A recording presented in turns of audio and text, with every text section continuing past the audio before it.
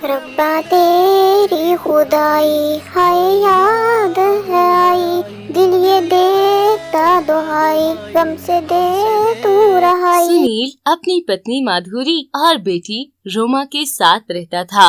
सुनील ढाबे पर चाय बनाता और बड़ी मुश्किल से अपना और अपने परिवार का गुजारा कर पाता था। एक दिन मधु झाड़ू दे रही होती है, तभी रोमा आती है। क्या हुआ मेरी बच्ची, तू इतना उदास क्यों दिख रही है? माँ, मैं इतनी सावली क्यों हूँ? कोई भी मुझे पसंद नहीं करता। अरे मेरी बच्ची, तू तो बहुत प्यारी है, तू तो सबसे सुंदर है। फिर रोमा स्कूल जाती है, उधर भी सब उसको बातें सुनाते हैं और उसका मजाक उड़ाते हैं। अरे देखो, काली आई काली। काली तो आज बहुत सुंदर लग रही है। आज पता नहीं कौन सी क्रीम लगाई है। रोमा को पता होता है कि वो सब उसका मजाक उड़ा रहे हैं। वे उनके पास नहीं रुकती।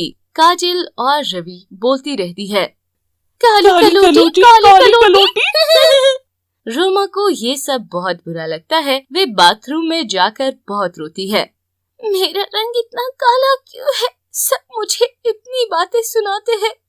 फिर कुछ समय के बाद स्कूल में एनुअल फंक्शन होता है। तभी रोमा की क्लास फेलो काजल कहती है, अरे रोमा भी क्या तैयार होकर आएगी? ये कैसी लगेगी तैयार होकर? रहना तो इसने ऐसे ही है, काली, और हाँ, इसके पास नए कपड़े भी नहीं होंगे पहनने को। अरे इसने नए कपड़े क्या करने हैं?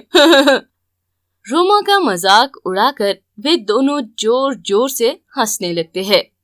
रोमा को बहुत बुरा लगता है। वे रोते हुए घर आती है और खुद को एक कमरे में बंद करके जोर से रोने लग जाती है। रब्बा तेरी खुदाई हाय याद है आई। बेटा दरवाजा खोल। नहीं माँ, मुझे कोई पसंद नहीं करता। अरे मेरी बेटी तो बहुत प्यारी है। माँ, सब मेरा बहुत मजाक उड़ाते हैं।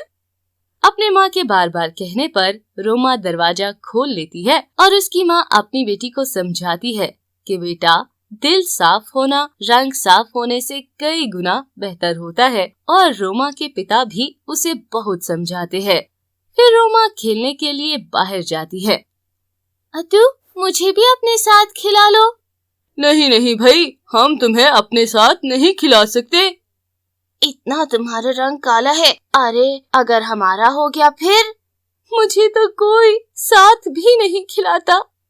रोमा परेशान होकर घर आती है, मगर उसकी माँ हमेशा उसे समझाने की कोशिश करती है कि उसकी बेटी बहुत प्यारी है।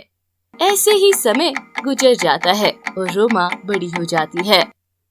अरे रोमा बेटा, कहाँ है तू? अपने कमरे में है, सिलाई करती रहती है। और क्या करे, वो उसका तो कोई दोस्त भी नहीं है। फिर रोमा के लिए रिश्ता देखने के लिए कुछ लोग घर आते हैं। अरे अपनी बेटी को बुलाओ। जी अभी बुलाती हूँ। रोमा बेटा, बाहर आओ। अरे इतनी काली, इसका रिश्ता हम देखने आए। अरे भाई, हमें पहले बताया होता कि इतनी काली है लड़की, हमने नहीं पीनी ये चाय। चलो बेटा, उठो यहाँ से। उनकी बातें सुनकर रोमा और उसके माता पिता बहुत परेशान होते हैं। माँ, मैं इतनी ही बुरी क्यों लगती हूँ सबको? मधुरी, मुझे इस बात की बहुत चिंता होने लग गई है कि मेरी बेटी से आखिर कौन शादी करेगा। पिताजी, मैंने नहीं करनी शादी किसी से भी, मुझे कोई ना देखने आए। उसके बाद रोमा अपना सारा ध्यान काम पर लगा लेती है। रोमा नए नए आइडियाज ढूंढकर अपने कपड़े सिलाई करती और मार्केट में सेल करती थी। इस तरह रोमा के डिजाइन्स को सब बहुत पसंद करने लग गए थे और रोमा को बड़ा कॉन्ट्रैक्ट मिलता है। रोमा खुशी से घर आते हुए, माँ, मुझे बहुत बड़ा कॉन्ट्रैक्ट मिला है। मेरे डिजाइन्स को बहुत पसंद किया गया है। देखा बेटा, मैंने कहा था ना कि मेरी बेटी किसी से कम नहीं है। इस तरह रोमा के डिजाइन को बहुत पसंद किया जाता है और रोमा बहुत बड़ी फैशन डिजाइनर बन जाती है। देखा बेटा, मैंने कहा था ना कि इंसान के हौसले बुलंद होने चाहिए।